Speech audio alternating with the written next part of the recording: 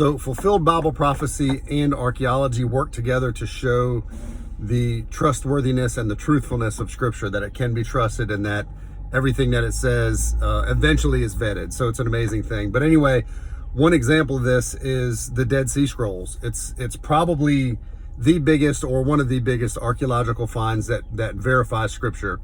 And it does so in many ways, but one way in particular is, just one example from it, is that critics for years used to say that the book of Daniel had to be written in the 2nd century AD because the prophecies that it foretold, many of them happened during the intertestamental period and in the 1st and 2nd century. So the argument was it had to be written after the fact because the prophecies were way too accurate to have been bona fide prophecies. It had to be written after the fact, until 1947 when the Dead Sea Scrolls were found and the book of Daniel was shown to be an already established document for the Qumran people before 200 BC. So during the time of, while some of the prophecies that in the book of Daniel were still in process, the Dead Sea Scrolls show that Daniel was written before that time. So critics literally don't know what to do with that anymore. They just kind of come up with other excuses or just ignore it altogether. But